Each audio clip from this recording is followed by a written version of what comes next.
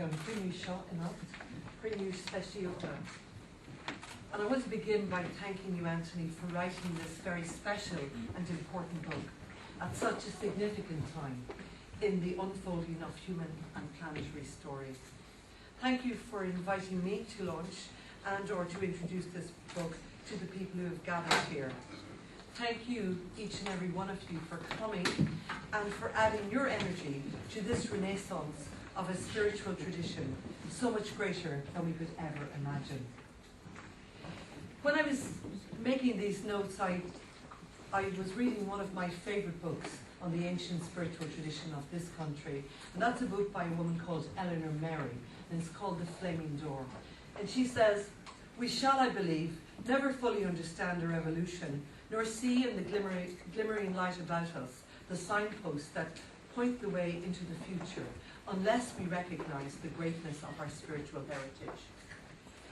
Anthony's new book on Newgrange offers the readers many different paths back into the great ancient spiritual heritage of this country.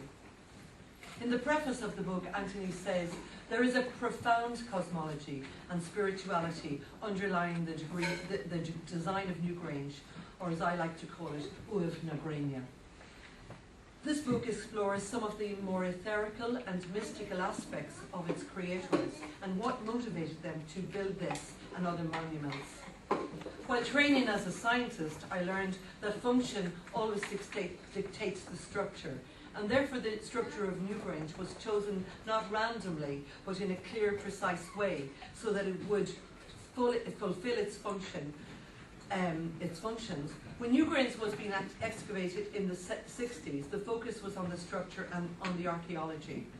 If we see Newgrange as a dead tomb from a previous time, then that is where the exploration would cease. The archaeological work and scholarship is a crucial starting point and is well explored in Anthony's book.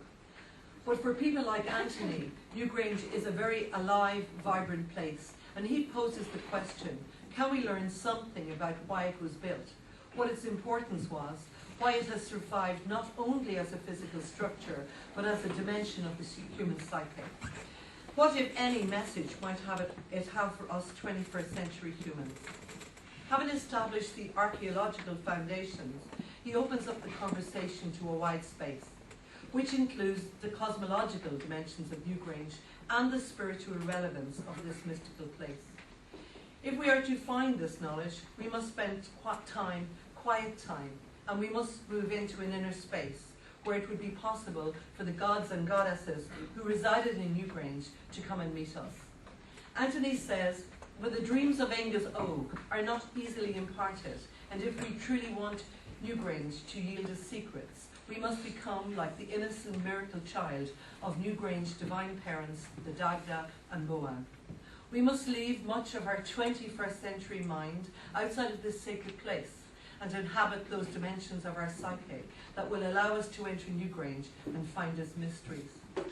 The mysteries of all the unanswered questions is a central aspect of Anthony's research and his passion, leading to the creation of this beautiful book. But it is about much more than that. This book explains the simple astronomy that would allow us 21st century human beings to have a greater sense of our own place within the universe and afford us a greater sense of being at home in the world. Anthony speaks about the growth of awareness of places like Newgrange over the past 30 years and the possible significance of this. And this reminds me of a verse of a Donovan song called The Hurdy-Gurdy Man, and this verse was written by George Harrison. When the truth gets buried deep, beneath 1,000 years of sleep, time demands a turnaround, and once again, the truth is found. And this is where we are right now. We're at a time when we desperately need to find the truth of our past so that we can use it to lead us into a more significant and safe future. Anthony suggests that there's an opportunity in these places to reconnect with the awareness of the cosmic patterns and the cycles by which people lived their lives 5,000 years ago. Here one can see and understand that life on earth is intrinsically linked with the heavenly cycles. Here we might glimpse the cyclical nature of the cosmic movements, which suggests that there are no beginnings and no ends. Later he suggests that the idea of the divine nature is a being without beginning or end, and that this deeply resonates at Newgrange.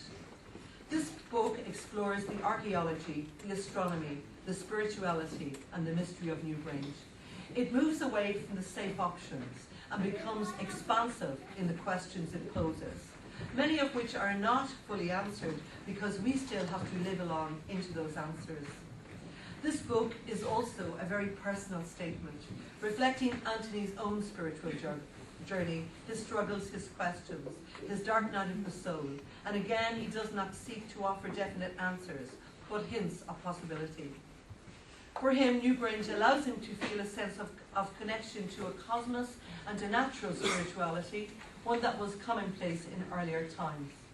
For Anthony, myself, and many other people, Newgrange is an expression of the continuity of life here on this plane, and between this plane and the other dimensions of our universe. The mythology associated with Newgrange is also beautifully explored in this book, and he invites us to awaken to that mythical dimension within ourselves. Anthony suggests that the defeat of the Tuatha Dé Danann at the hands of the Milesian is at the root of the wasteland that is Western culture. This view is also shared by the late John Moriarty. It is said that the Tuatha Dé Danann, when defeated, went into the hills and the caves of Ireland. Yet I believe that they also represent an aspect of our psyche, one that many of us wish to embrace again.